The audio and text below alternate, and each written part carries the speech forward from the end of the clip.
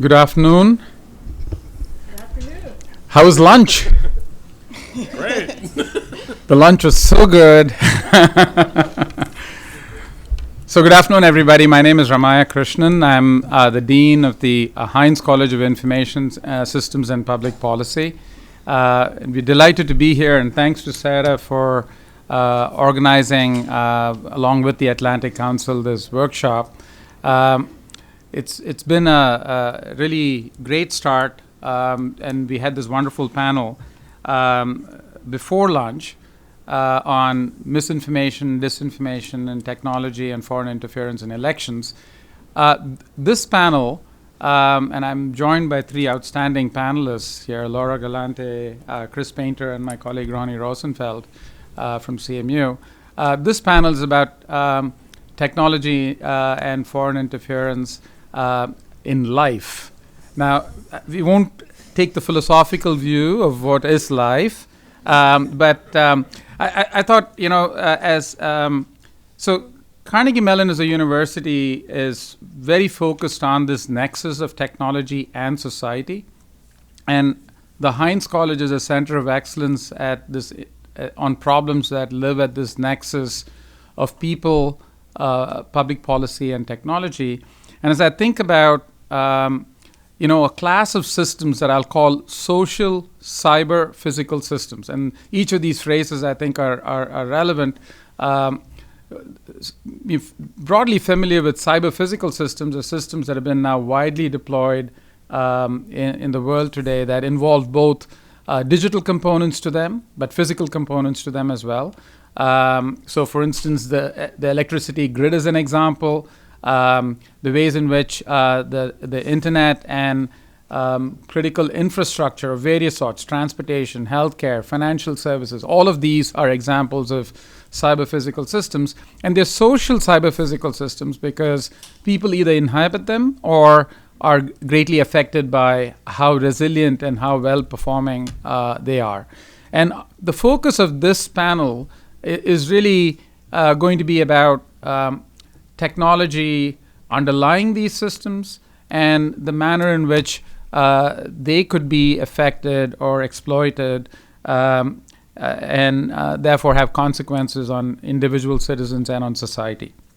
Now, very quickly, if I think of three examples to give you, and my colleagues here on the panel are going to expand on this.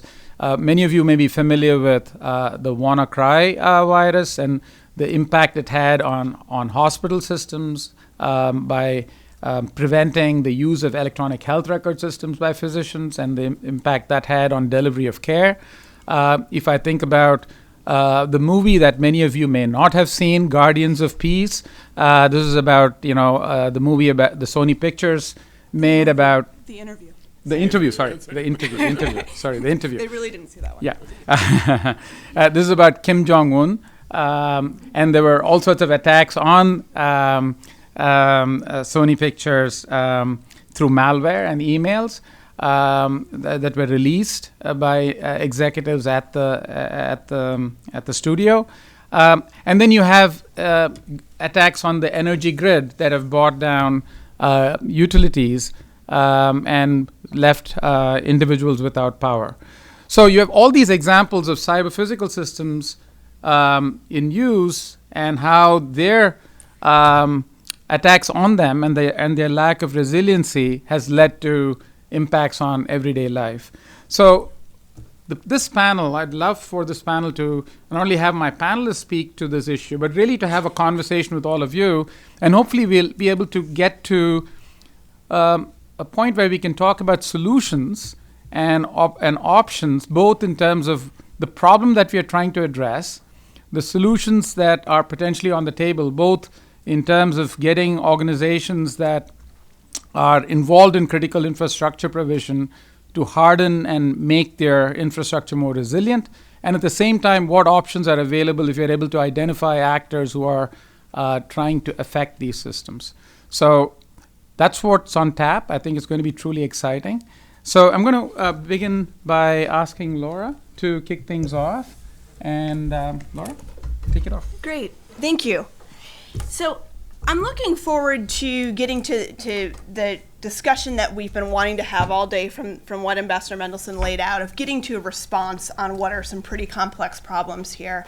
And what I've been asked to do is kind of do some table setting around the incidents over the last 4 or 5 years here that have shown that crossover from the cyber to the physical world to the kinetic space that the professor's speaking about. So I'm going to start, you referenced the Sony attack. I was working at the company that did the investigation at the time, back in 2014. And with the Sony incident, just as a quick recap to get everyone on the same page for the next couple incidents, this is widely seen as one of the attacks that's happened that showed how deeply malware could really affect the operations of a company, and to such a degree that Sony was taken offline for a period of time. To make it more vivid, not only could you not work if you were a Sony employee, but you couldn't even buy your food at the cafeteria without them pulling out the old credit card machines that traced your credit card for you, right? So Sony was truly taken down to its knees by North Korean hackers who saw this as a way, saw the attack on Sony as a way to prevent the interview, this awful movie, this parody of the death of the leader of North Korea at the time, and this was seen as so at the time really seen as almost out of the blue that a motion picture company is getting attacked there in 2014 for what was considered here art, right, or some form of art at least. And Sony executives had been warned for months and months and months by the threat actors, by the hackers themselves, that this would be the consequence of releasing this movie. So this is, I think, in a lot of ways, a convergence of a lot of the topics we're getting at here, and picking up a little bit on the combination of the soft psychological kind of InfoWar space and how that played out with an actual technical use of malware and wiping of the hard drives and the effect that it had on Sony's systems. And that this was a corporation having to deal with a foreign actor, in this case, North Korea. So a lot of different lines here to explore, and the government response is something that I'll leave to Chris to kind of pick up on if needed around Sony. The next set of attacks that I will point out here as good examples that crossed into this cyber physical line, if you will, are what are referred to as the black energy attacks in 2015 and 2016 in Ukraine. And it's no surprise that Ukraine has been something of a training ground for years for what foreign influence operations have looked like, and what the Russian government has been interested in perpetrating, particularly with regard to the Russian military's hacker groups. Several of the groups that are seen to be under the GRU, Russian Military Intelligence, APT-28, and then a group called Sandworm have been most frequently involved in these attacks. With Black Energy, Sandworm is seen to be the group behind this. What happened is Christmas Eve 2015, actually the 23rd, December 23rd, right before Christmas in Ukraine, a distribution system, several distribution systems are taken down throughout the country, particularly in western Ukraine. And of note is that the way that the circuits at the power stations, at the distribution stations were taken down is through a remote computer that had the command and control circuit breakers cloned onto it. So in some cases, they weren't even just having to remotely access and change the circuits, but weeks and weeks of planning had gone into the operation that the Russian military was behind in 2015. Now, in 2016, transmission stations were taken down. So you're sort of moving up the arteries of power plants, right? Distribution's your lowest, you're going up to transmission stations by 2016. Uconegro and other companies are compromised. And in this case, Ukraine in power is taken down for about an hour, so shorter. And in a lot of ways, the way that these companies were able to get back online wasn't simply just going back and turning systems back on. It was manually going out to the power station and flipping the circuit breakers back on. in Ukraine, you have a lot more experience with those manual backups than a lot of other places. So that's actually something I think that's worth taking into consideration as we truly think of how granular response is going to need to be in some of these cases. So I see those energy attacks as one of our first real examples of where we crossed the line into the physical space. And Sony is yet another where that kind of early precursor of crossing these lines began. So I'll stop there. I'll leave NotPetya for Chris and some other incidents that I think are real noteworthy, but that's a starting point. Thank you, Laura. Chris. Thanks, and thanks, Laura. So we've seen a number of these incidents, right? One of the other big ones that happened was what was called the NotPetya worm. And as you may recall, that one had widespread financial effects, including essentially knocking Maersk, the giant shipping company, completely out of its game, making it impossible really to ship things around the world. So that caused untold amounts of financial damage. Fortunately, no deaths. And, this is one of the things we haven't seen yet. Despite all the pundits talking about cyber war, we really haven't had a cyber war. It doesn't mean we won't have one, but it certainly means that we're having very serious contents affecting our everyday lives. I should say, just as an introduction, about that movie. When I was the first cyber diplomat in the world, actually, I guess, in the State Department in 2011. And I tried to make my office unique by having movie posters where hackers or computers were the main characters. And I had about 30 of them. There's about 70 I have overall. One was The Interview, although that didn't really count. It was really one of the worst movies. They're all pretty dystopian movies. I don't think there's any really uplifting movies you can find here. The other is just to the theme of this gathering today. I do think it's important, and I'll talk about this more, to have that connection between the technical community and the policy community, which is often missing. Indeed, at the State Department, one of the first people I hired was a senior technical advisor, a retired Motorola vice president who worked on creating the actual cell phone at one point. But we need that. You don't need policymakers to understand things. They don't have to code, but they have to understand what the trade space is, and we're just not there yet. So NotPetya had this effect. We had a number of these things. And then the question is, what are we doing about them?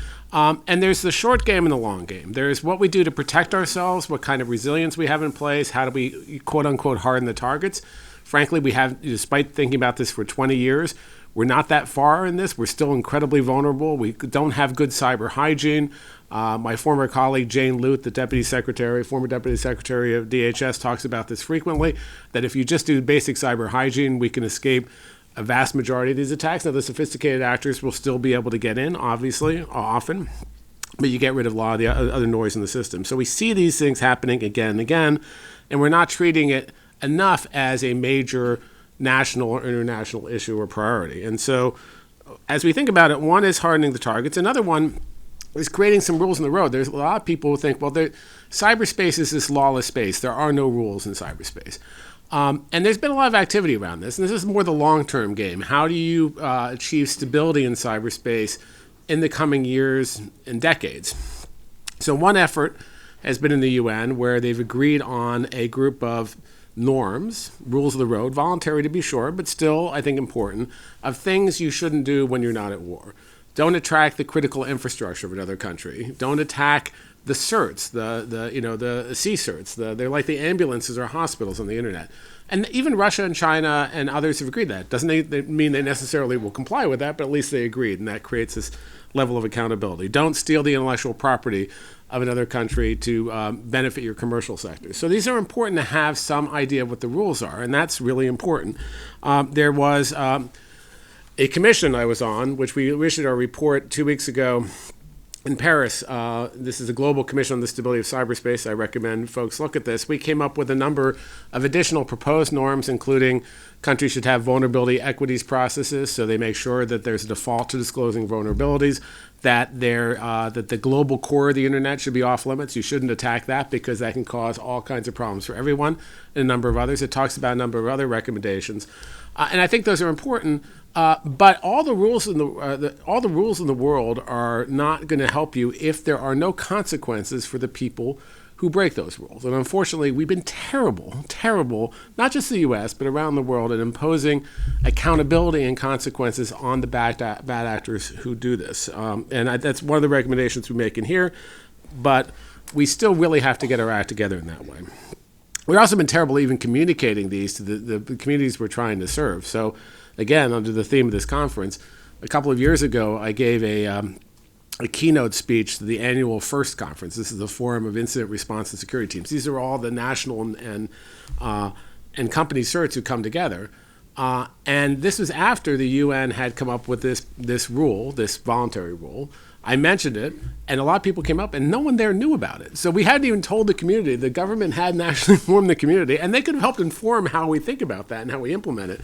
So we got a lot more work to do in that space. But this idea of accountability is one that I wanted to touch on because I think we've had some efforts, and we mentioned a couple of them, on attribution.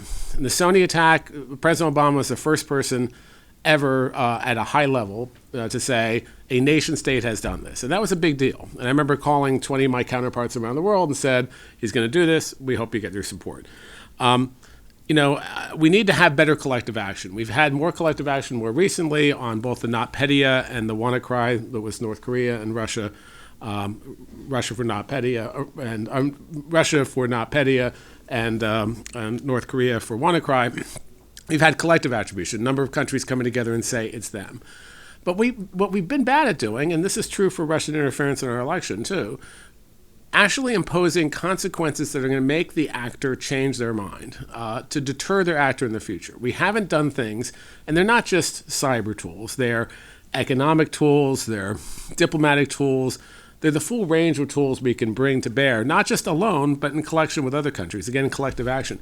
We've not done that well. And so rules then end up just being words on paper if there's no way to have accountability, to call people out, but then also have consequences that follow from that. In NotPetya, 6.5 months after the event, the US, Australia, the UK, and a couple others, Estonia and a couple others, came out at the Munich Security Conference and said, it's Russia. And they said this, and they said, and there will be consequences. It's 6.5 months later. It's not really timely, and that threat is not really very strong. Wait 7 months and have some consequence you're going to announce. I think we need to be much more strategic and strong on the way we do this, and we just haven't been. So as we think of the way ahead, we have to be careful. We don't want to be escalatory. We want to cause we don't want to make it so it gets worse by taking action. But if we do it collectively and we actually are good at communicating with the potential adversaries what we're doing, I think that can make us all safer in the long term. And I'll stop there. Lots of other things to say, but I'll hold them off for now.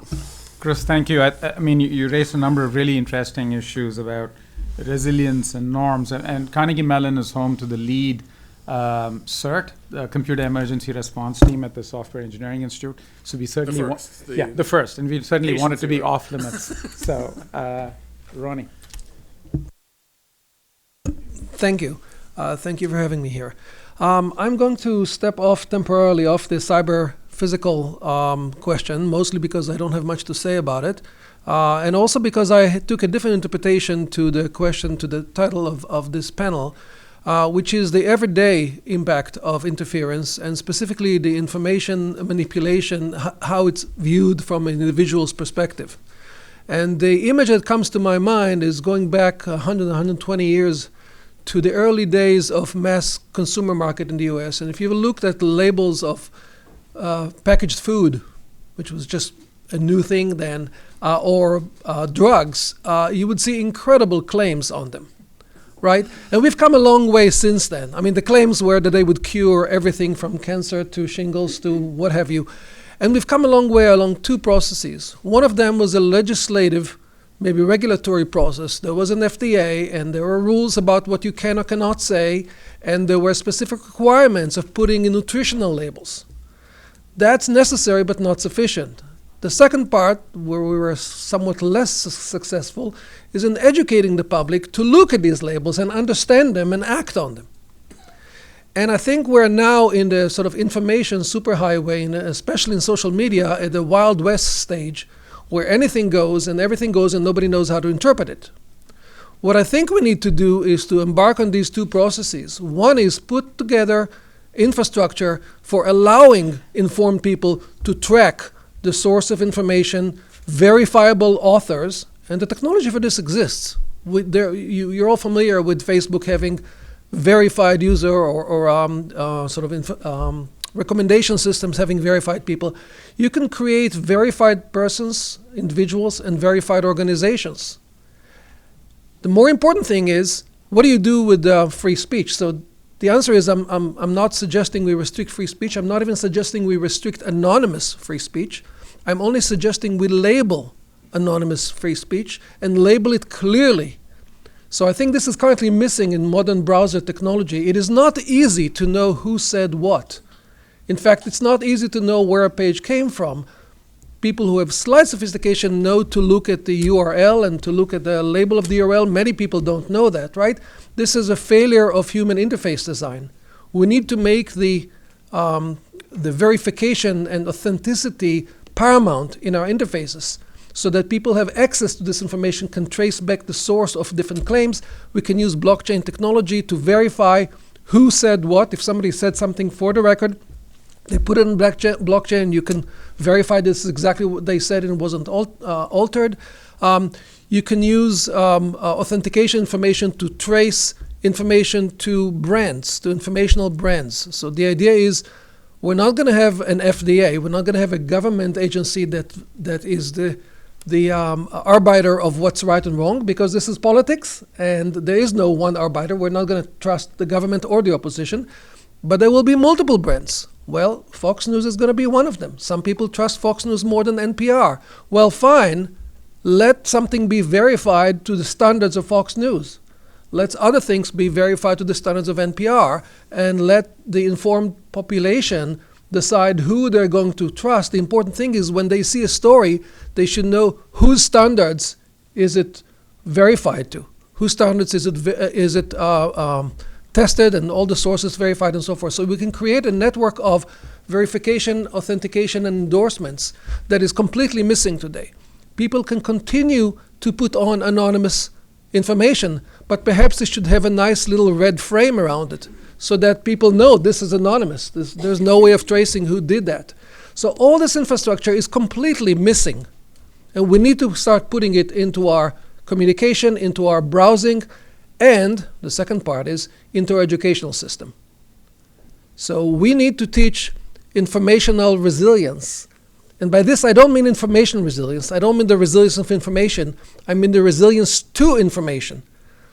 We need to bring our population to a level of sophistication where they can understand attribution, verification, brand trusting, and so forth. I think this is an important thing to start in K through 8, just arguably as important or more important than math.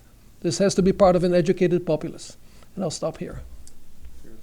Thank you, Roni. So we have a two-layered stack in this discussion. So one layer relates to the underlying architecture and technology of cyber-physical systems. And Laura and Chris sort of laid out a set of issues related to how to make the existing infrastructure resilient and what the consequences are, both to ensuring resilience as well as if there were attacks, how do you ensure responses? And then Roni talked about the content infrastructure layer that rides on top of these systems. How do you sort of ensure the consumers of information are made resilient to potential manipulation of information? So there are these two sets of topics. One idea, and I'm going to turn this over to all of you, and if you could, put your cards up if you have comments, and we'd love to have a conversation with all of you, is if you think about banks, now they're regulated entities. The government has stress testing of banks, right? So post the financial crisis, the idea of stress testing was the idea that you had the appropriate wherewithal to withstand a crisis. Is this an appropriate time when you think about resiliency to require the utility providers, the companies that actually take part in the critical infrastructures, or the organizations that provide critical services to actually be stress tested in some ways? Does that make sense? There are standards associated with vendors and the products that they provide. Should there be certification of those kinds of standards and the requirement for the deployment of those to ensure hardening? And then there are a number of ideas related to responses that we could have a conversation with you about. And what Chris calls the trade space. If you attack us this way, then if that's attributable, then you get to suffer some consequences by being kicked off some very useful economic kind of network like the SWIFT network. Anyway, so a number of really interesting set of ideas to pursue. So why don't we begin the discussion? So please put your card up and I can call on you to contribute to the discussion.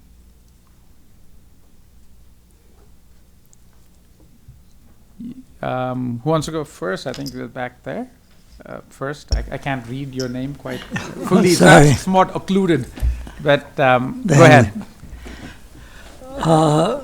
Yeah, the thing I can't understand is how you can really attack a power grid because they're on a private network.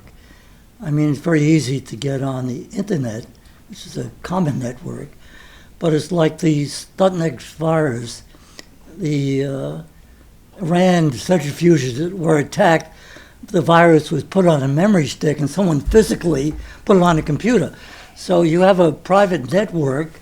So unless it's sabotage, how can you, from a remote computer, get on a private network and therefore disable, say, the power grid? How does that happen? So let me request, say, Chris to speak to it, but there's both the aspect of connections via the corporate networks, but then there's also what's called bridging the air gap. But do you want to speak to it? Or actually, I think you were Laura? Yeah, I'm sorry. No, it's fine. In the case of Black Energy, they were the systems that the power plant, the substation, and the transmission system were on were connected to the internet. So in a lot of cases, there are portions of the operating systems within the operational operating systems within power plants that are offline, but there's still basic connectivity to different parts of the plant. And I don't recall the exact way that the tunneling worked in the 2015 attack, but the way that these worked is they were able to do reconnaissance inside the network and understand what programs controlled the circuit breakers.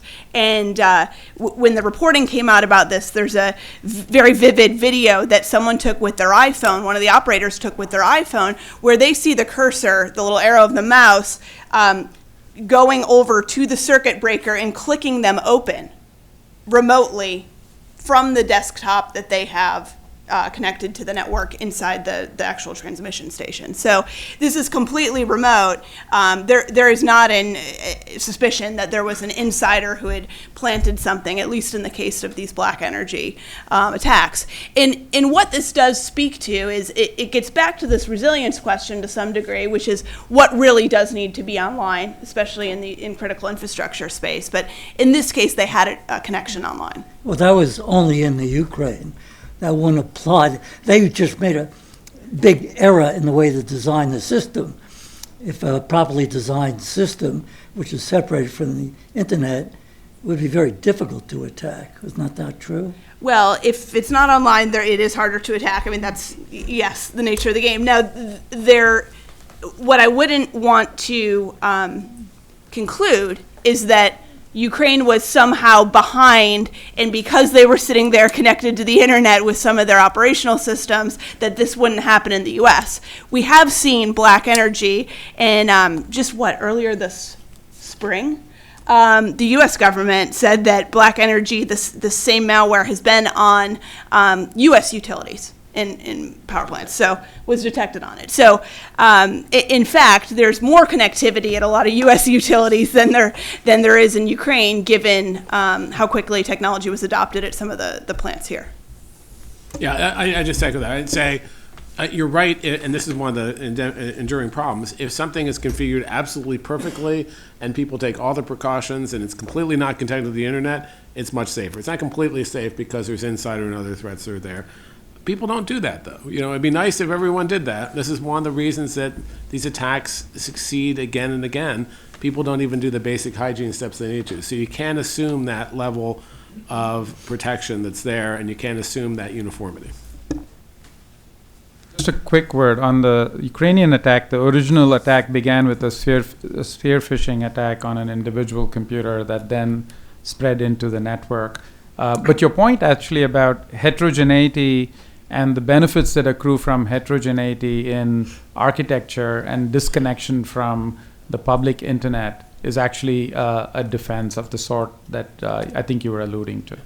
It used to be. I mean, I think it used to be that power plant software was such a, unique and kind of backwater area and there was, no one would hack into it because no one really understood the code. But now many of them are running on like Windows 10, so that changes it. Did you have a question here? Or did you have You had it up and then you put it down. Yeah. I know, I was feeling shy. There was a mention, I particularly like the bank metaphor. I thought that was very useful. And there have been times when the internet has been, when social media companies or search companies have been able to deter bad behavior by cutting off payment access, such as when people were finding your mugshot, putting up at the top of the search results, charging you $200 to take it down, and then just putting it back up again a week later under another company. So it's this sort of ransomware. Do you see any, particularly a question for Mr. Rosenfeld, do you see any opportunities for a kind of another level of control that could be financial? Just throwing it out there. I would think so. I think if you ask yourself what separates the good guys from the bad guys, is that the good guys can operate in public and they tend to be a majority. So any technique that relies on that is likely to be sort of give it a differential advantage. And I think financial, like the SWIFT network, the SWIFT penalty that was discussed here, is quite severe. And I would imagine that we might need to build a whole set of gradations, how much you use that, but all the way up to and through SWIFT and sanctions beyond that. But yeah, I think financial tools have traditionally been shown to be very effective in dealing with difficult problems that are difficult to deal with otherwise, such as hate groups and sort of internal domestic players. I would be a fan of that. And I'm not speaking from a position of expertise, but. Yeah, I mean, that's worked well for like child pornography and other things like that. It's harder to do in this area because sanctions work sometimes because it denies the bad criminals, if you can identify them, or nation states, the use of the U.S. financial system, which has far broader context, as Dan Fried can tell you, than just in the U.S. So that is one aspect. When we're thinking of these creative tools, though, I mean, obviously, when you think about it, and this is why it requires thought, the SWIFT thing does have problems. You get to use it once, probably, and that's it, because the countries you do it will then develop their own payment systems, as they already are doing, to become more independent. The private sector runs SWIFT, not governments, so that means the governments can't really do it on their own, and it has huge economic consequences on us. So you have to decide how this is done. The other one that I threw out in terms of black holing traffic, the technical community has done this for years. When they see bad traffic coming in, they what they call black hole. They prevent certain IP addresses from having access to your routing to the U.S. In other words, the bad stuff can't get here. Now, the problem is how exquisitely can you narrow that so you don't cut off good stuff from coming here? Do you not block news organizations or other things? And do you block the entire country of Russia? No, that would be hard. That would be a huge issue for the Russian people. So how do you then do that more narrowly? And of course, smart, nation states or cyber criminals will change their tactics and procedures to get around them. So this is why I think this is not just us throwing out ideas. This is where I really do think the technical community and the policy community need to roll up their sleeves and think of what are the options that are out there that we just haven't thought of. So there's a question back there. You also put your card down. Yes, my information's a little out of date. Back in the early Obama administration, I know the NSA wanted to make almost a legal requirement for banks and other organizations to report any attempt of cyber attack on their system. I know the banking industry didn't want to go that direction, and I think even the utilities and CSX and others were a little lukewarm. Now, I don't know if they have come around more to an accepting position on that or not. So I'd say we have slavishly followed this idea that incentives will cure everything, right? And they haven't.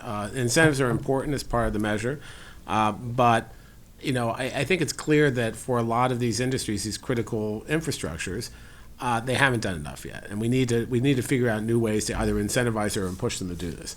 Now, with the banking industry, they are a regulated industry, so the regulators have made it important for them to report these issues. Now, they've been they need to be a little more definite. It's substantial effect, and even big cybercrime cases might not have a substantial effect on a huge multi-billion-dollar, trillion-dollar company.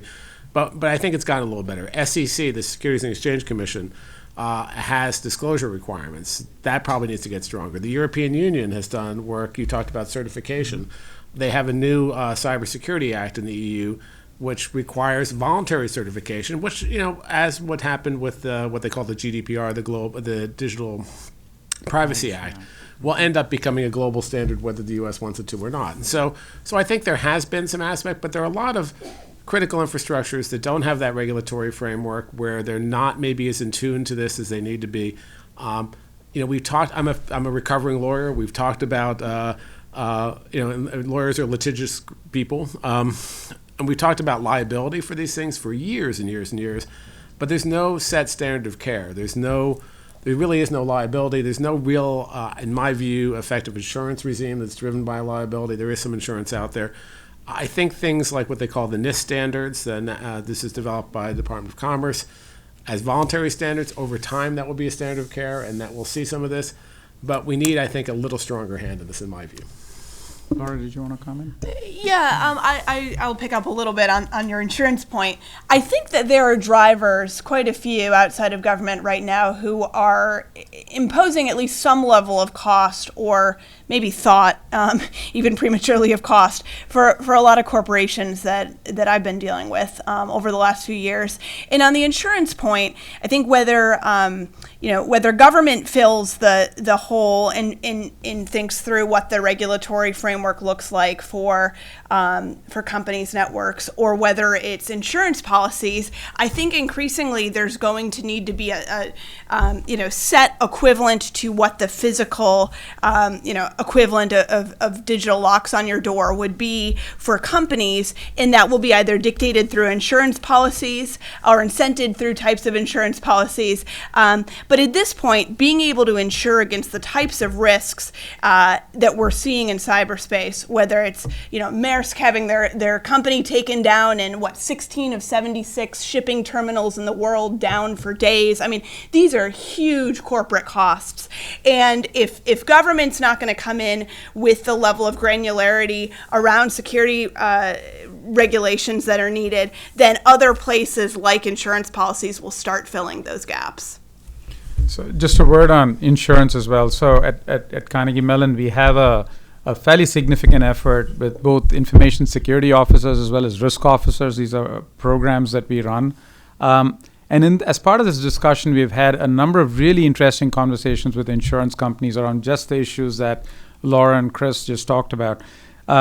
Firms don't have, and nor do insurance companies have, a good equivalent of the mortality table, so to speak, in this space, and they don't know how to price this risk.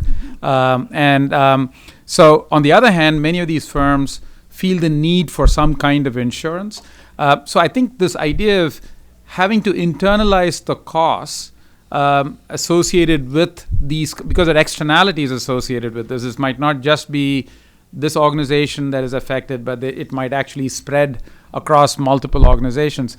Therefore, the need for some kind of stress testing of the sort that we're seeing in other sectors, so that the aspect of how to insure against these kinds of risks, which in turn will provide the right incentives to invest in the infrastructure to provide resilience, I think is an interesting idea.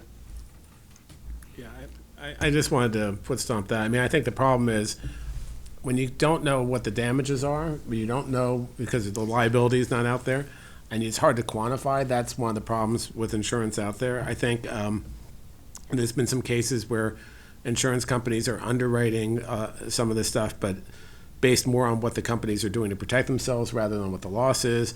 There have been some high-profile claims recently of an insurance company denying coverage for the big NotPetya worm, saying it was an act of war.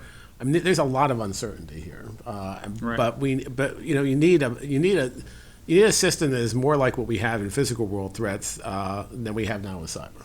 And reinsurance is a big issue for those kinds of insurance as well. Okay, so a lot of questions on this side.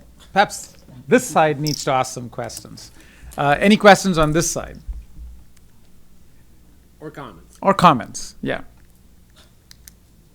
This is what I used to do in class, so you're giving me an opportunity to do this over and over again. So. I'll come to you in just a minute.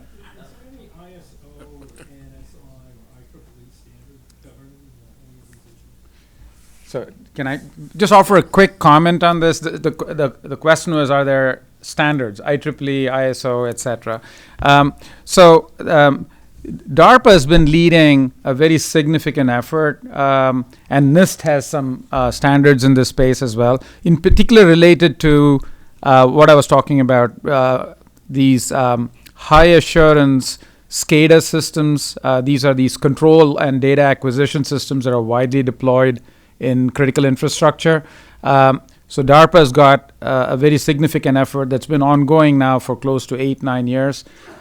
They also did a recent DOE, DOD, and DHS effort simulating a cyber attack in Plum Island to see what the response would be to taking down a utility and seeing how quickly can you bring the grid back up. So there have been these kinds of efforts ongoing. But the issue of, are there particular standards that vendors have to sell to or meet? I'm not as knowledgeable about that. Chris? I'd say generally no. There's pockets of like regulated industries or areas like the healthcare industry where there are some firm standards. I think often people are worried about calling something a standard because then that means it's required, and that means then there's liability if you don't meet it, and that's regulatory, and people, the R word is a bad word just generally in DC for, and unfortunately I think we have to rethink that to some extent. I'm not saying the regulatory approach is the right way, but I think we have to rethink how we're doing this. There are some good things out there. You mentioned the NIST framework. It's a framework. It's not standards. It's a framework. But it was built by the critical infrastructure with the help of the government, so it's a joint project, and I think that's been helpful. And that could ripen into a standard over time, as I said before. I mentioned the stuff that's going on in Europe. The idea of something called ENISA, the European Network Information Security Agency, which is in Greece, oddly, is supposed to help implement these certification regimes, again, working with the various industries. So that'll be an interesting project as it goes forward.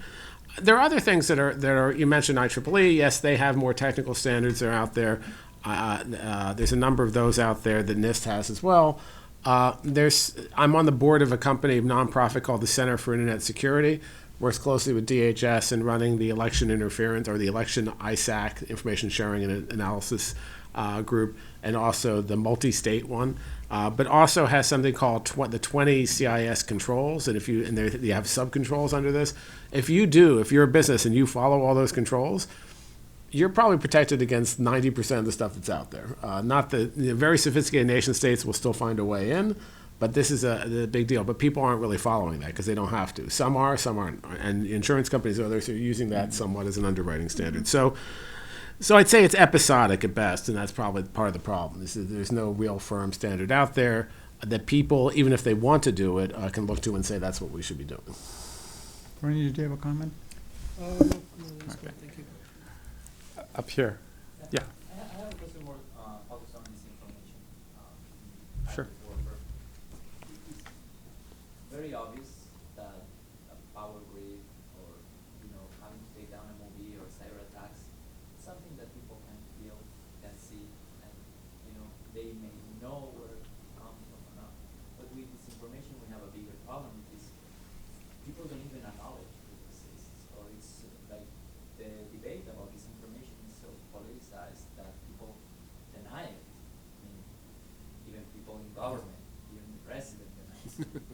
And sometimes I mean I do most of my research on this information, and when you address a group of citizens, journalists, diplomats, whatever, there's always someone who's like, no, this is, I mean, you know, like, yeah, you're saying that maybe Russia or Iran, which I research in Spanish and they do it in Spanish, but the United States does it too, and you know, the European Union does it too. So I wanted to know, what are your ideas on making this problem of hybrid warfare, this information, more transparent, like to make people acknowledge it, or I don't know, you've talked about education, it's very important, but I think we're not doing enough there, or like society's not doing enough, and it's a bigger problem. Even like Spanish, what we're seeing in Latin America right now is extremely worrisome. We see Russian, and not only Russian, also from Iran, by the way. I don't know why Iran has like Spanish disinformation, but they do. And we see like they are preying on the problems that the continent is having right now to spread disinformation on accounts that Twitter consistently takes down. They are based in Iran, Venezuela, or Russia, spreading disinformation in Chile, Colombia, Ecuador, anywhere you think. And but today I was in another conference at the Institute of American States. We were addressing the same topic, and two journalists from Colombia said, like, no, that's a lie. That's the United States is also doing. You know, like, and it's not, because you know clearly the headlines and RT is speaking. So I just wanted to know your ideas on like how we can actually make the people better informed about this. Take a look at yourself. No real ideas, but just trying to point out that information manipulation has been around forever, right? And it is as effective as the differential between the sophistication of the perpetrator and the lack of sophistication of the receiver. So it stands to reason that the more you are able to raise the level of sophistication of the receiver, the more you reduce the risk and the impact of it. So this is just another way of saying education is really important. But there is an in-between factor. Take web browsing, which became prevalent in the last 15, 20 years ago. The technology actually existed well before. What was missing was the user interface. It was the Netscape communicator that came out in the late 90s, I think, that made it extremely easy. It was the act of clicking on something and going there that caused the web to penetrate every household, as opposed to being just a purview of academics and computer science geeks, right? So something very similar can happen in information consumption, or what I call informational resilience. It's not just that you want to educate people; you want to give them tools that nudge them towards the more intelligent and critical use of information. Right now, I'm going back to my previous point, right now the tools we give them, which are browsers, are terrible in that regard. They are not built to help people discern veracity of information, source of information. We need to change the tools, we need to change the interface. That would go a long way towards allowing people, and I very much relate to Ambassador Fried's comments before, it won't cure everybody. There are going to be people who are going to ignore it, but it will allow many people in the middle who are not bothering with now because they don't know how, because they don't think about it, will allow them to relate differently to information depending on how it's presented. Is it anonymous? Is it verified? Who is it verified by? Which brands, which informational brands is it tied to, and so forth. So I think there's a lot of work for us to do at the human-computer interface area to elevate that. Thank you, Laura. One thing that I was, in answering this question, which I think the first panel began to deal with quite a bit too, I was surprised that we didn't get into more of a discussion of the way that social media platforms or advertising companies, that they don't want to be called, are incented. In what the algorithm and the engagement model looks like there. Because I think that underlies, yes, there's a browser problem, but in all reality, people are getting their information overwhelmingly off scrolling their Facebook newsfeed, right? And reporters are looking at Twitter for what story's coming on. And as long as that attention engagement model where fear, emotional responses, the most extreme level of dialogue gets incented. and the level of understanding about the transparency of sources is not apparent, then we're going to be dealing with this at a scale that's nearly impossible to counter. I mean, not to be super cyber Cassandra, but that's the level of the problem, right? People are getting their news in a way that is outside of the types of gatekeepers that incented good information before. And I think that when we're thinking about the responses from a foreign actor standpoint, from a foreign interference standpoint, and how they play on social media, what have you, exposing that Russia is doing it, whatever the story is, that it's coming from the Kremlin or coming from whatever new incarnation of the IRA is out there, what have you, is not particularly effective at countering the effect that this information pollution is having in people's news environment. And unlike, for instance, when we were dealing with the problem of the Chinese military's wholesale intellectual property theft that was happening online, we were able to expose what the Chinese military was doing, taking 15 years of R&D, expose how it worked and where it was coming out of and what the IP addresses were behind it and the nature of the campaign and the fact that our green technology was gone for the last 10 years. And that had a huge effect on how the Chinese government played. And we essentially established a norm writ large in the West that it was off limits to steal intellectual property. We're playing with a completely different incentive structure when it comes to Russia interfering right now. And that's because of the media environment, it's because of the advertising environment from social media platforms, and it's because Russia relies on on their actions being public to have both an effect that shows they're larger than their power on traditional stages would be, and because it works. So the public exposure and transparency all sound great, and I think they're part of a good way to take a bite out of an elephant here. But exposing that this is Russian and Kremlin backed for the bazillionth time is not going to be the panacea here, like it was in other cases when we took on foreign adversaries. And I'd say, first, thanks for the heads up because I'm speaking at that conference tomorrow, so that will be that'll be helpful. So good, good to hear.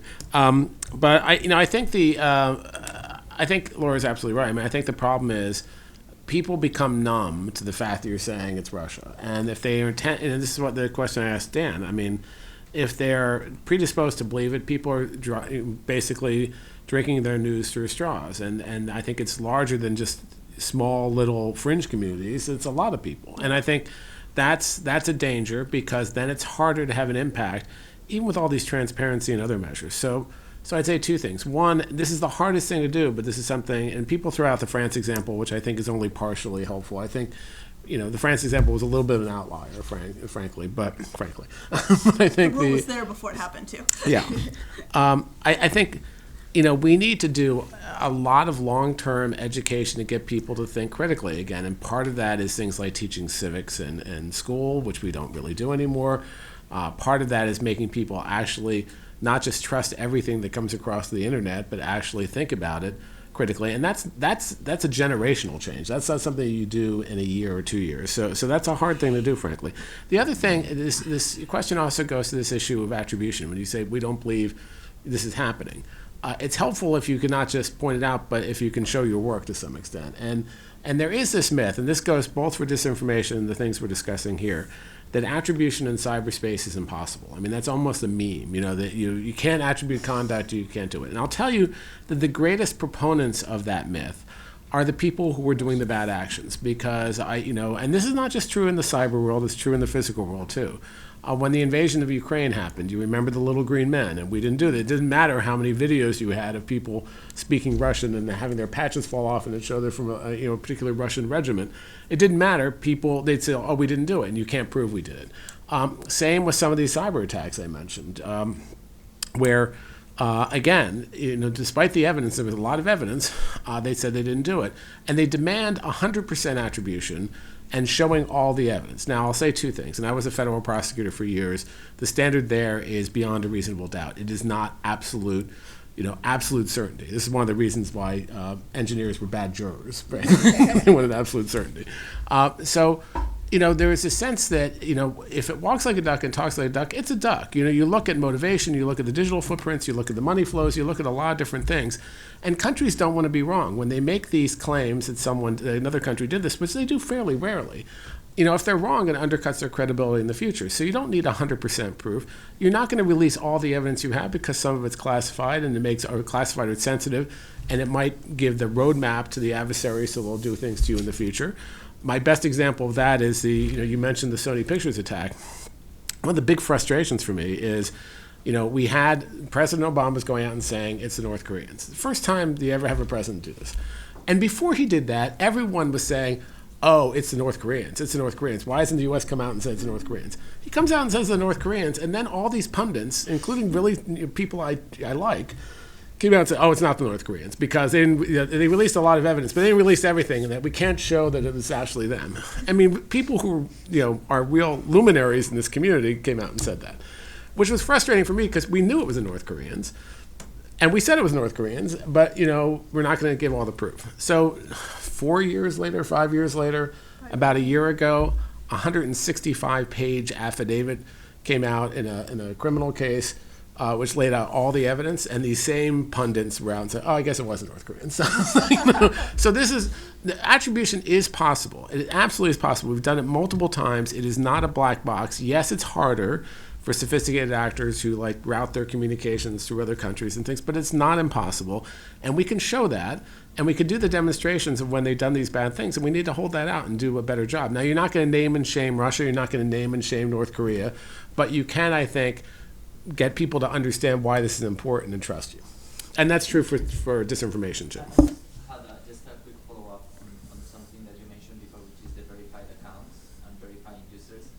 I mean, it's been also very frustrating to see Twitter, for instance, or Facebook verifying Margarita Simonia and all the people that work. Right? Those people are verified, verified accounts. So I think the Russian way of making users doubt about everything is they are also verified. They are also so I think that has not been very helpful so far.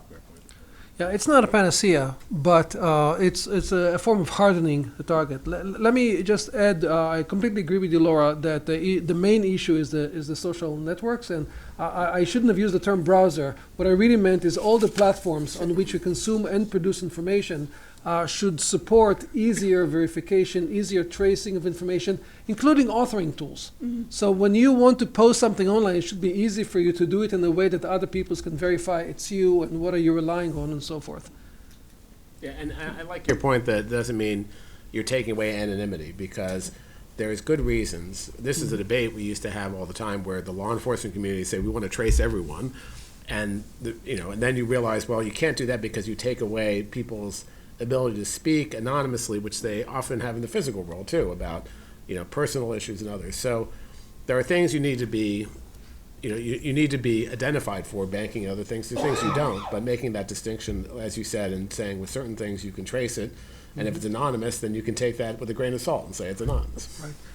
And I hope that some people will will learn to behave, to consume information in a responsible way by, for example, blocking anonymous information or anonymous information with certain sentiment analysis attached to it, as Professor Hovey suggested earlier. So people can, you talked about drink from a straw, which is really a bad thing. I completely agree with you. This is a source of a lot of the problems.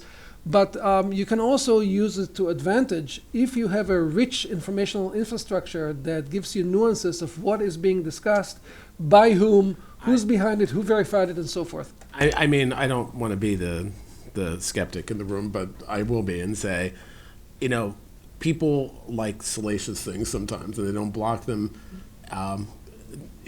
People go see car accidents. So I wish that were true. I wish people would block it. But I think we have a long way to go before we get there. I would agree, but a good analogy here is the World Weekly News, right? We're not going to eliminate tabloids, right? But they have not done the kind of damage that some of these campaigns have done. And we need to think, how do we coexist with these kind of yellow journalism style things and identify them as such? There's a paper in Science by Sinan Aral that talks about rumors spread more virally and faster on Twitter than regular news for the reasons that you just mentioned. Sarah, your question here, and then I'll come back to you. I know you had a question. Yeah. Thanks, and I do want to remind people, when you're speaking, please do use the microphone. I had a sort of two-finger, although I have a lot of other questions. I want to push back a little bit on the panel and get your thoughts on this issue of consequence and escalation. I think the phrase naming and shaming is not useful. The way the Russian government, and the Kremlin specifically, deployed the active measures and the IRA and the GRU in terms of social media had a lot of psychological insight into where the US is and other democracies are. But we can do the same in terms of what matters to Mr. Putin and his circle, specifically money, the funding that they have, the bank accounts, in the first panel, I think Dan was mentioning estates in the south of France, townhouses in London. What is your thought on, in the consequence of exposing even a little bit of that, if we were able to do that, of showing, follow the money and show where the bank accounts are? This is the most vulnerable part, I think, for the Kremlin in terms of how the Russian population sees the leadership. And we know around the world that corruption is an issue that really can get people on the street and motivated. So is that, if we were to do that, if we had the ability to do that, would we be exposing ourselves to some kind of infrastructure attack that would be asymmetric and really worse and affecting people? I mean, what's the psychology on our side self-deterring from this? I mean, first of all, it has the advantage of being the truth, right? We're not making up these stories about Russian corruption. It's there. So it's pointing out what the actual holdings and investments are. Second, I absolutely agree. I think that is a leverage point. There was a Defense Sciences Board report. It was done about 4 years ago. Chris Inglis and others worked on it. And it said you have to tailor the consequences if you're going to actually deter conduct by the actor, by the adversary. And certain different things will make a difference to Putin than they will to North Korea, than they will to others. So, and I think you're right. I think one big vulnerability is that corruption and how they're viewed, in Russia and how that's viewed around the world. So yes, we should be doing more of that. Two things we haven't. We've done some sanctions. We haven't really, I think, gone after these money flows in the way we should. Even the UK hasn't. Look, they had the Skripal poisoning, which is a big frickin' deal. And I'd say two things about the Skripal poisoning. One, it shows the distinction still between cyber and these physical world attacks, where the cyber is still this boutique area and not the major priority. It took Theresa May a week to say it was Russia. It took 2 weeks, or a week after that, to get, I forget how many countries together to expel diplomats and do other things. It took, not pettiest, 6.5 months, and then nothing really followed from it. So we have to reach that same level. But even there, the UK didn't really go after the townhouses in Mayfair or other things there. I mean, they didn't go after their holdings, things that would really make an effect. Now, you ask about escalation. I think Jim Clapper had said that one of the reasons we didn't do more or waited late is that, we were afraid that the Russians, because we're very vulnerable, were really connected to cyberspace, that they would launch some kind of attack. I think we have to get over that. I think we have to worry about escalation, but if we keep worrying about what the response will be, we'll take no action, and that just will embolden them to do more. And so there's ways to control escalation, just like in the real world. We have lots of tools to do that. It doesn't mean we shouldn't go crazy and do something that would be really escalatory, like, shut down a power plant or something. But there's lots of things we could do on finances and other issues that I think would be a proportional response. And if they respond, we can control for that. I would add Nord Stream 2 and a serious look at it as the enormous, I think, asymmetric advantage that Europe would have and the U.S. would have in countering Russia's economic livelihood right now. And I don't think that energy issues come up enough in discussions about how we interact with Russia. And while exposing, Medvedev and other people's places in France is a nice info war tactic, the reality is, the middle class on up have benefited in Russia from Putin and others' ability to have access into the European markets to sell gas. And I would really look at Germany's role in enabling a lot of that. The other piece, too, when you think about things that have gotten under the Kremlin's skin is kind of your question asks here. Go back to the Panama Paper exposure. What year was that? 2015? It was 16? The year that nothing happened. Yeah. So, that was really seen as an information weapon. And, granted, there's no evidence that the U.S. was behind that, but look at how much that was seen as a threat to the Kremlin and sparked some of the initial exposure of the estates in France, et cetera. So, look, I think it's a matter of really giving some of the dissident voices and a real tracking of what Russian voices that aren't making the media are looking at and where those pain points are. And I think those will lead us to an understanding of what's going to be effective to counter the Kremlin. Okay. Can I come back to you? I think you, the lady, you had a question. No, that was you? Yeah. No, you didn't. Okay. Thought you had a question earlier. We'll make one question. Up front. Yeah, please go ahead. Yep, got it. Yes. No, I go. thought you said up front. No, go here and then we come here. So I'm Karin Shui with the Estonian American National Council, and I just wanted to ask about the Tallinn Manual and Tallinn Manual 2.0, and if they're relevant to this discussion at all, or have they faded into obscurity, or, what's your perspective on the helpfulness of those pieces of work? So, you want to start? No. Okay. So, for those of you who don't know, the Tallinn Manual and Tallinn Manual 2 were an attempt by a number of international lawyers with the participation but not, blessing of a number of countries too, to come up with how international law applies to cyberspace. And there's a lot of really good things in there, frankly, I think, but it's not blessed by countries. This is a group of experts, and some of the stuff I think is really good. Some of it I think is kind of questionable, but that's fine. That's what academic works like this do. But I would say this. The number one conclusion that they make, which has also now been agreed to by a number of countries, including Russia, China, the U.S., and others, is that international law actually does apply to cyberspace. There was this doubt at one point that it didn't. I think the distinction now is the U.S. and others feel that we don't need new international laws. You have to apply the ones you have, because if you have differing laws, that creates instability in itself.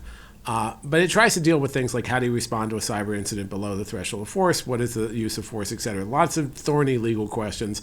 There's not complete agreement on it. But I think it was a really good attempt to lay that out, and it's one of the touchstones I think people use. Now, what's happening now in a number of different fora, in the UN, there's two separate things, something called the UN Group of Governmental Experts, which this is the third one. The first one agreed international law applied. The second one came up with some norms. The third one is starting now. And then something called the Open-Ended Working Group, which is a larger number of countries. That was a Russian resolution that was just meeting in New York. And they're both looking at some of these questions. And there are some challenges. Like China and Russia don't want to go into how international humanitarian law works, which is the law of armed conflict. This is like when you have a conflict, proportionality, distinction, things like that, where other countries do. But I think the short-term workaround for that may be that countries are beginning to express their own views on how international law applies. And I think that's the first step, right? So one thing written into this group of governmental experts resolution of the UN was that voluntarily countries should come forth and say, here's how we think it applies to cyberspace. And a number of countries have started to do that. And so this is a long-term thing, right? We're not going to get there overnight, but I think more countries are doing that. The Tallinn Manual helps inform that, so it's not shelfware, but I think it's a helpful marker along the path. I don't have any. Here you go. Thank you. I'm Natalie Maréchal with the Ranking Digital Rights Project at New America. I'd like to pick up on Laura Galante's comment about social media companies being more properly termed advertising companies and how this incents companies to behave in certain ways. So I think that comment speaks to the importance of the tech company structure, their business model, again, the incentives that they respond to. And so how do you see, and my organization is focused on nudging companies to move in a more human rights and democracy respecting direction with with respect to these themes. So I'm curious how you and perhaps others on the panel see the role of tools like privacy regulation and antitrust in reshaping the tech sector, and specifically the American tech sector, in ways that bolster democracy rather than undermine it. So I feel like the privacy debate is actually distinct from a lot of the questions around what the social media advertising companies are incenting. And I actually think it's a fallacy that we've fallen into a lot over the last few years, that, oh, if we just figured out how people could own their data or how they could consent to certain data use, then we would, be okay in how we use these platforms. And I think that's false. So as much as good privacy efforts should be tackled, and I think GDPR is an interesting way of starting that conversation in a regulatory format, privacy I see as a sort of related but distinct problem here than what we're dealing with more tactically on let's just be clear, it's mostly Facebook, right? Twitter to some degree, but Facebook in particular.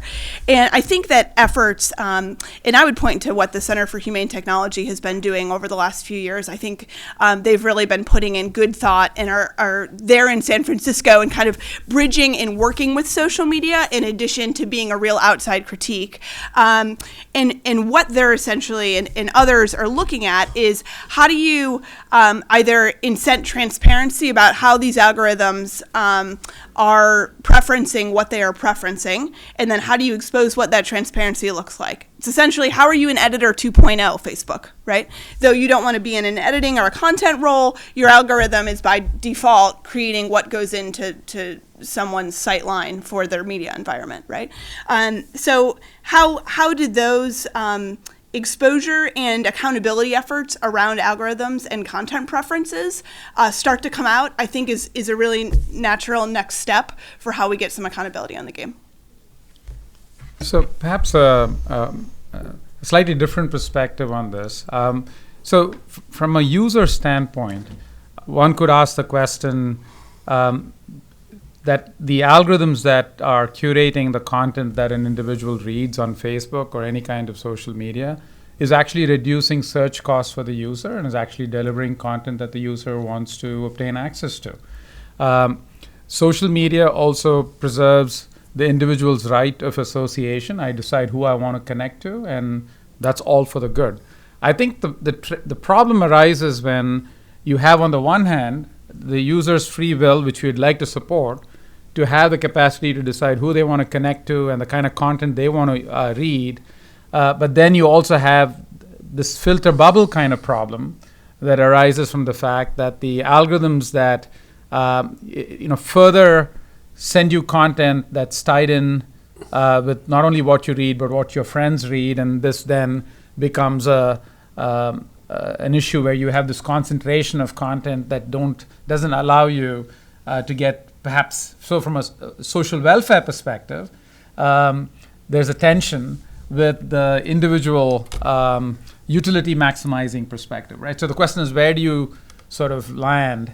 So I think it's not as straightforward as saying that it's advertising that's the problem. I think it's somebody has to pay for this infrastructure, and it has to be paid for in some manner. I think it's this question of how do we best navigate this trade-off between individual utility maximizing behavior and social welfare maximizing behavior. I think that's sort of the trade-off, and I think you can land in different places. Where what Laura said may well be one way to sort of decide you want to sort of land in this place where you sort of are going to sort of make some decisions perhaps about the kind of content that you're going to see. Maybe that's something that you could say that the algorithms have to not just rely on content related to what you are seeing and what your friends are saying, but in addition to that, we will send you additional content, 20% of the content or something like that, over and above. And then that in turn gets you to see the ads then are also not so specific. But so I think it's a more complicated, more nuanced issue. I think it goes to this issue of how do you trade off these two goals. Mm-hmm.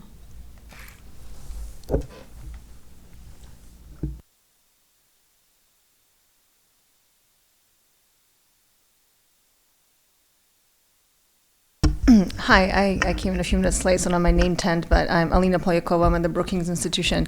I wanted to pick up on this conversation that you're just having about algorithmic transparency and content delivery mechanisms. And I'm reminded of a statistic actually from the Center of Humane Technology that you mentioned, Laura. And I can't say I know exactly how they got this statistic, but something in the nature of like 80% of the hours, billions of hours watched on YouTube are delivered by the algorithm and not chosen through a user query. And I think that's quite shocking when you consider the number of hours per day that YouTube gets eyeballs on. And I think that gets to the question of algorithm transparency in a really profound way when it comes to user choice. But I think often when you approach the companies with this question, their response is that they have to protect trade secrets or intellectual property rights. But I think there's a spectrum of transparency, right? I think it's not that you have transparency or you don't, right? And I think the issue that we need to be talking about, in my view, and I think the companies are open to this conversation, is defining what that means when it comes to transparency around personal data collection, micro-targeting, transparency around sharing data with researchers, for example. This is a huge issue that, I don't know if there's anybody here from Social Science One, but the entire experience of Facebook trying to set up some sort of information sharing mechanisms with the research community just has been a complete I think it's a complete disaster, right?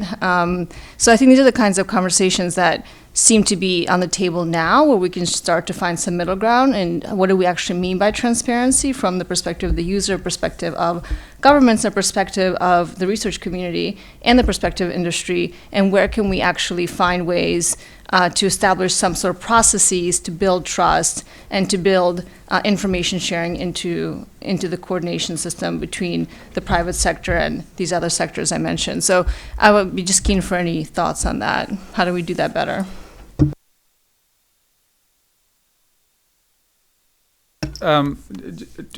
Just one comment and then a broader remark. With regard to YouTube, I think the driver of that is the engagement model, which is that it's queued up, so you watch a video and the next one lines up, and that's what results in. And I think it's tied to the number of hours of engagement. And and your point there is well taken.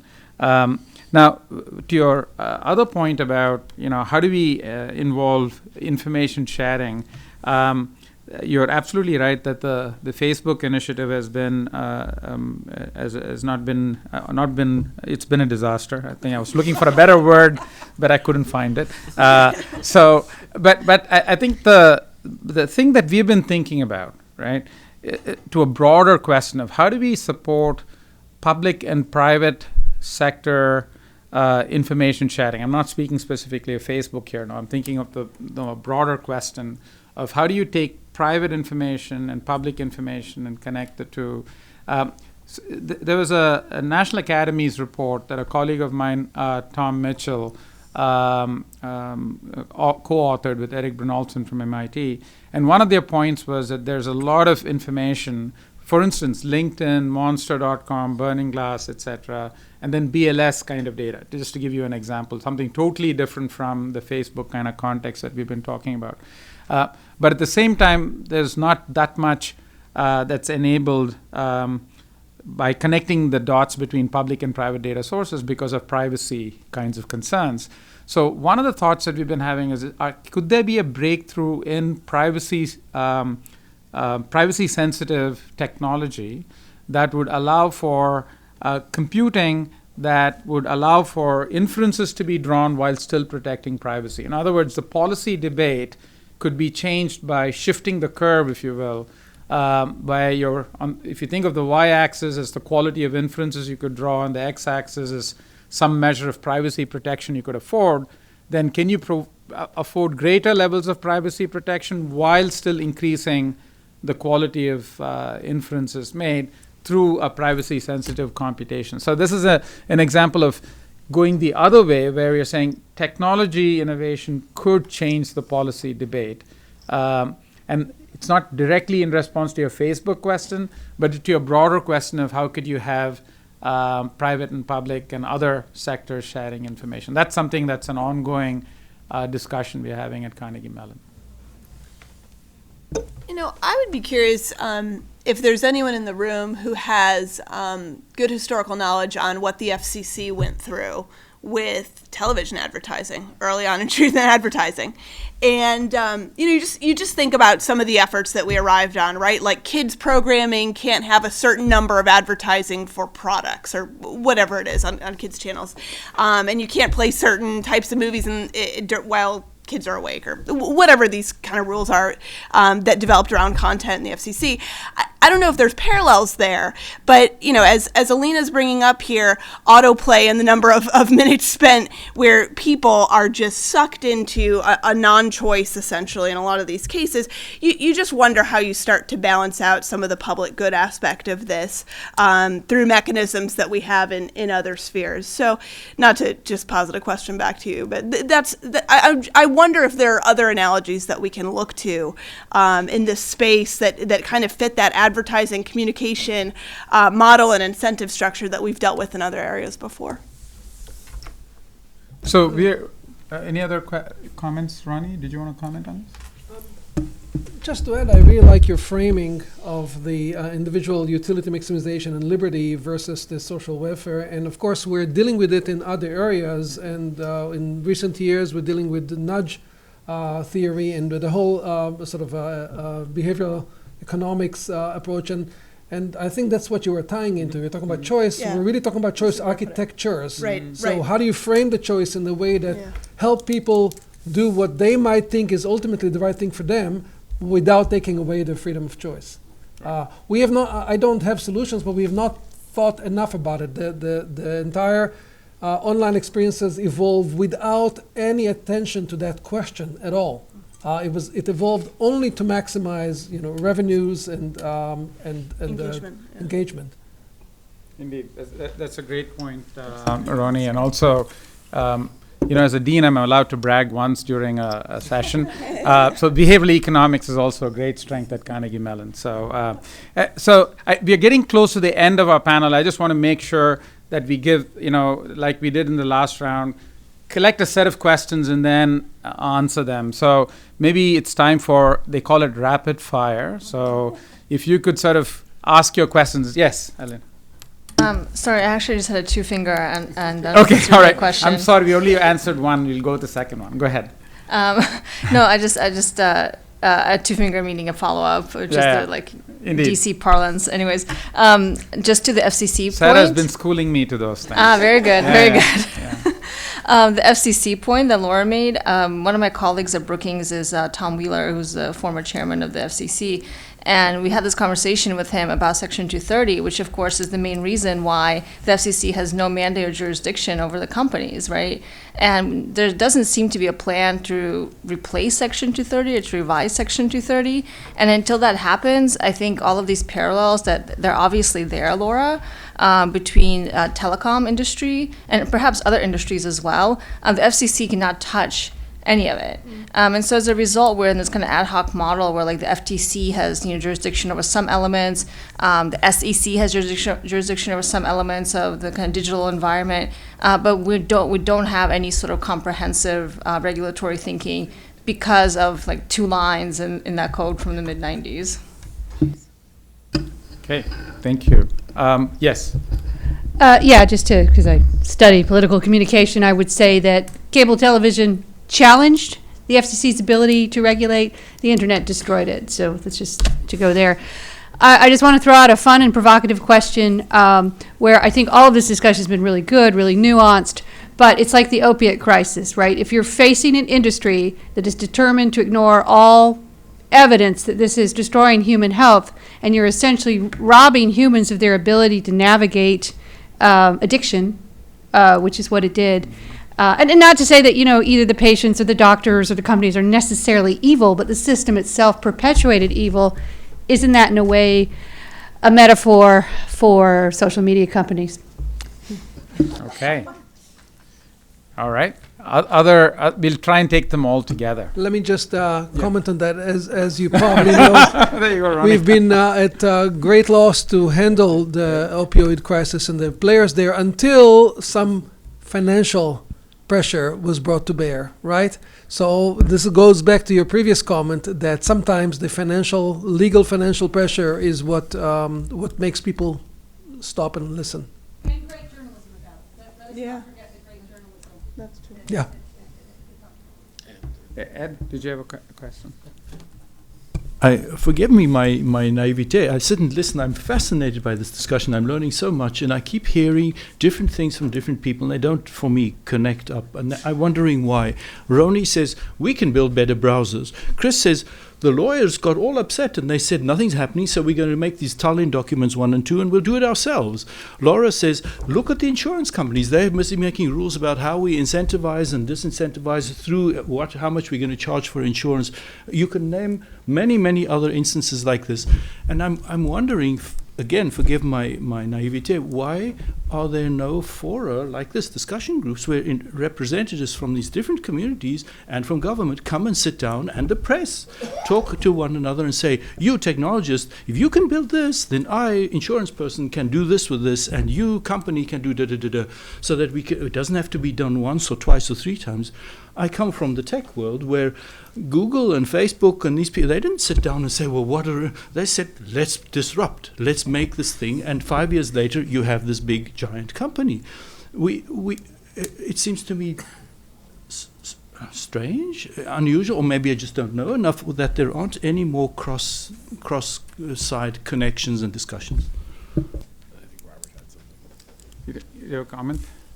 Yeah, I just wanted to follow up on the financial incentives and wonder what kind of role advertisers can play in both the social media pollution space and maybe the cybersecurity hygiene space that, say, a Sony attack.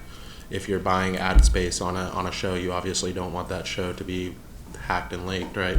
And same way, if you're advertising on social media, you want real eyes on it rather than bots and inauthentic accounts. So I just wonder if there's an effective way to bring them into the conversation as a financial lever. Okay. Yeah. I think I've been given the 1 minute warning, which means you're done. So let me just sort of summarize on 2 topics. This has been a fascinating conversation. I think I want to thank you all for your questions. But this idea of the point that Ed made and Robert made, this idea of the crosswalk between technology and policy to where things actually happen, not just talk, but things actually happen. Is there the opportunity to create a test bed, a means of actually trying these different tech innovations to address policy goals, or vice versa, where tech innovations change the policy discussion, going both ways? Is that something that can be supported and funded? We have a number of foundation folks here. Perhaps that's something that's an interesting thought. But I just want to request my colleagues to have a concluding remark, and then we can have more conversation during the break. Start with Ronnie. Just reacting to Ed's last comment, my understanding from Ambassador Mendelsohn is that these kind of meetings are, I wouldn't say rare, but not as common as they should be.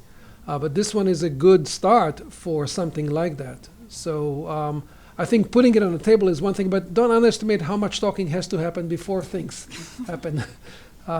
So yeah, we're on our way there, but a good point. Laura? Chris and I were kind of laughing as we were walking over of how many disinformation conferences have you been invited to in the last 3 years, right? And Ed's question sort of makes a point of that. You know, we've been almost admiring or, looking at this problem for years now. And though for a lot of people in this room, it probably feels like we've been thinking about this for a decade or more in a lot of cases, and it's mutated with the way that media's changed and tech has changed, but so many of these underlying issues are still there. I think the real challenge is how do you get the right people who can start to respond to different pieces of this, know what's long term and what's short term, and kudos to this group to getting together, but the next step is the most important here. So.